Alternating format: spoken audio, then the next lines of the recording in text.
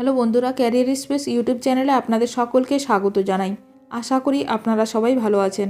আজকে এই মুহূর্তে শিক্ষক নিয়োগ সংক্রান্ত যে সবচেয়ে গুরুত্বপূর্ণ আপডেট উঠে এসেছে, বিস্তারিত সেই সম্পর্কে আলোচনা করব। তাই ভিডিওটি অবশ্যই শেষ পর্যন্ত দেখবেন নিয়োগ সংক্রান্ত অনেক নতুন নতুন আপডেট পাওয়ার জন্য। বন্ধুরা, শিক্ষা সংক্রান্ত ও চাকরি সংক্রান্ত সমস্ত রকমের লেটেস্ট আপডেট আপনারা এই চ্যানেলে পাবেন। তাই চ্যানেলটি এখনই সাবস্ক্রাইব করে রাখবেন এবং পাশে থাকা বেল আইকনটিকে অবশ্যই প্রেস করে রাখবেন পরবর্তী সমস্ত রকম লেটেস্ট আপডেটগুলো সবার আগে পাওয়ার জন্য। WBSSC অযোগ্য শিক্ষকদের মুচলেকা নিয়ে নির্দেশিকা ঘিরে বড় খবর এলো, যা জানা গেল।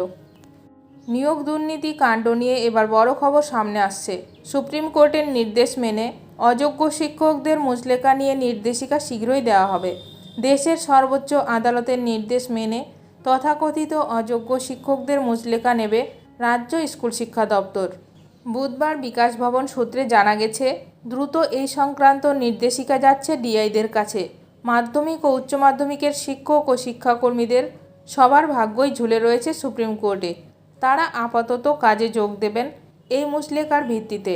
গরমের ছুটির পরে স্কুল খুলেছে, এবার সেই মুচলেকা স্কুলগুলির মাধ্যমে নিতে শুরু করবে দপ্তর। এই সংক্রান্ত নির্দিষ্ট ফরম্যাটও তৈরি করা হচ্ছে। স্কুল সার্ভিস কমিশনের নিয়োগ দুর্নীতি কাণ্ডে কলকাতা হাইকোর্টের নির্দেশে 2016 স্কুল সার্ভিস কমিশন প্যানেলে থাকা 26,573 জন শিক্ষক শিক্ষাকর্মীর চাকরি চলে যায়। এই নির্দেশকে চ্যালেঞ্জ করে সুপ্রিম কোর্টে যায় এসএসসি। একাধিক শিক্ষক সংগঠনও আদালতে যায়।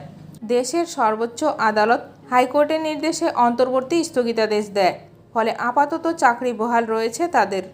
তবে সুপ্রিম কোর্ট নির্দেশেও জানায়, যতদিন বিচার প্রক্রিয়া চলবে ততদিনই চাকরিতে বহাল থাকলেও পরে যাদের বিরুদ্ধে বেআইনি নিয়োগের অভিযোগ প্রমাণিত হবে তাদের চাকরি বাতিলের পাশাপাশি ফেরত দিতে হবে বেতনের টাকাও। সুপ্রিম কোর্টের নির্দেশেই উল্লেখ করা আছে, যখন তারা স্কুলে যোগ দেবেন তখন এই বেতন ফেরত দেওয়া সংক্রান্ত মুচলেকাও জমা দিতে হবে। গরমের ছুটির পর শিক্ষক ও শিক্ষাকর্মীরা স্কুলে যোগ দিলেও তারা মুচলেকা দিয়ে যোগদান করেনি স্কুলে।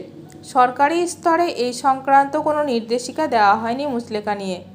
এই পরিস্থিতিতেই এবার অযোগ্য শিক্ষকদের তালিকা প্রকাশ করার পথে হাঁটছে রাজ্যের শিক্ষা দপ্তর। এই বিষয়ে শিক্ষানুরাগী ঐক্যমঞ্চের সাধারণ সম্পাদক কিঙ্কর অধিকারী বলেন, সুপ্রিম কোর্টের কাছে কেন যোগ্য অযোগ্যদের তালিকা পেশ করছে না এসএসসি বা সরকার? এখানেই তো আসল সমস্যার সমাধান লুকিয়ে। এই লুকোচুরি খেলা বন্ধ হোক। এই যোগ্য অযোগ্যদের তালিকা স্পষ্টভাবে সুপ্রিম কোর্টে তুলে ধরা হোক। এর মাধ্যমে যোগ্যদের বিদ্যালয়ে সসম্মানে বহাল রাখা হোক এবং বঞ্চিত যোগ্য চাকরি প্রার্থীদের নিয়োগ করা হোক। আর নিয়মিত এসএসসির মাধ্যমে স্বচ্ছভাবে নিয়োগের ব্যবস্থা করা হোক। ভিডিওটি ভালো লাগলে অবশ্যই লাইক করবেন।